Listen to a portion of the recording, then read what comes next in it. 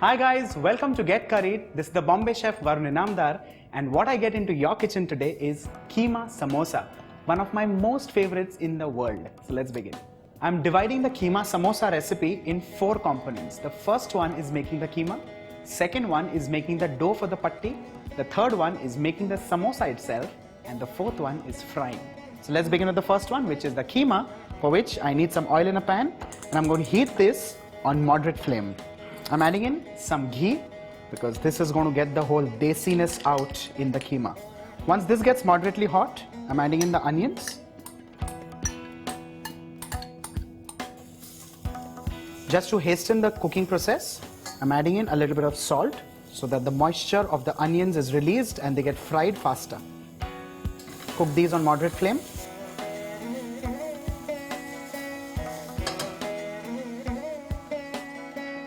Once the onions turn light brown in color, I'll be adding in the mutton mince.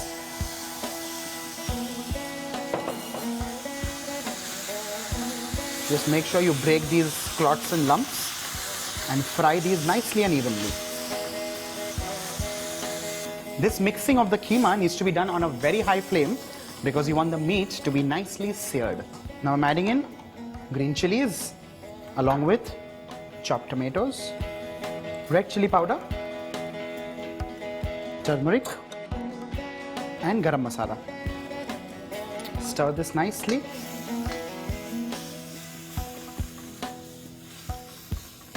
Once this gets half cooked, I'm adding in the green peas which are pre-boiled. Along with this, fresh coriander leaves, fresh mint leaves and fresh dill leaves. Give this a nice mix and you have to cook this without water. Make sure you keep frying this because you need it to be nice and dry. So the keema here is well cooked now. Time is now to move this aside and let it cool down completely because you're going to fill the cooled mixture inside the dough. Let's move on to step 2, which is making the dough. For that I have refined flour in a bowl. I'm adding in semolina, salt, caster sugar. You can also take grain sugar which can be ground further, baking soda and ghee. Ghee in this recipe is used like a shortening. Well, shortening is what you hear words like khasta or crisp, while ghee adds on to that when it converts into a breadcrumb-like mixture, like we're just working on this. Once this converts into a breadcrumb-like mixture, I'll be adding in the water.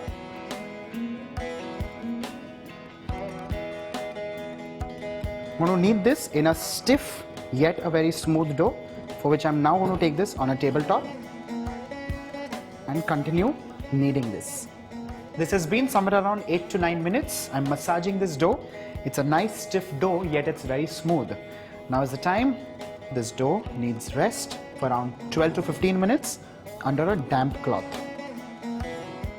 Our dough is ready. The keema is also cooked and nicely cooled. Now moving on to step 3, which is making the samosas. So just giving it another round of a kneading. And simultaneously, I'm going to roll this into a long cylinder. Now, why into a cylinder? Because it becomes easier to portion the patti of the samosas. So here I have this long cylinder. I'm going to cut this right in the center and then keep dividing this into 2s. So here we have equal portions. I'm knocking them back in the bowl and cover them under the same damp cloth. I'm taking the first dough, apply a little bit of oil on the board and roll this into a round initially. Once this is turned into a nice round, I'm going to pull this so that it becomes a little elongated. Well, if you notice, I'm not using any flour. I'm just rolling this with the help of a little bit of oil. So once it is ready till this stage, I'm going to cut this right in the center.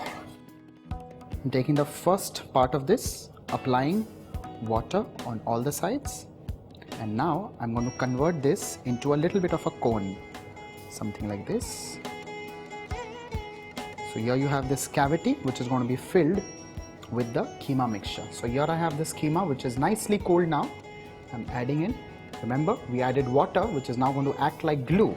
So all you have to do is press it so that it nicely holds together and it nicely kind of gets pasted. So here, this has to sit comfortably right at its seat.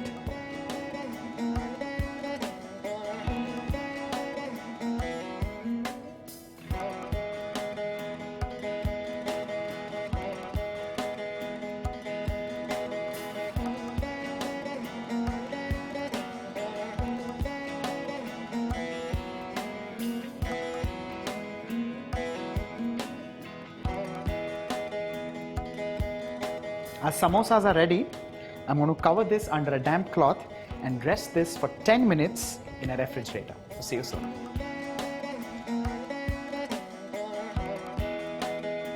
The Keema Samosa is nice and chilled.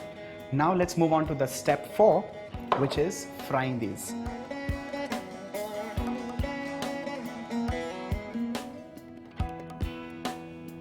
Now if you see, this oil is not hot at all. It is just low to moderately hot. If you see these bubbles that are coming in, that's exactly the temperature that you want the oil to be at. And I'm going to overcrowd this oil because I do not want the temperature of the oil to rise. And we need to keep turning these. So as soon as these go in, just after 30-40 seconds, just start turning these so that they evenly become brown. Samosa is ready. I'm transferring the samosas on an absorbent paper so that all the excess oil gets absorbed onto that.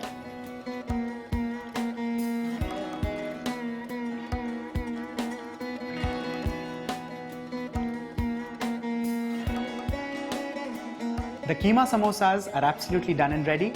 These are cocktail size samosas. Well, you can also make the bigger ones. Do not forget. This is the Bombay Chef, Varun Inamdar. Wait for what next? I get into your kitchen. By the way, the detailed measurements are there in the description box below. Follow them with precision.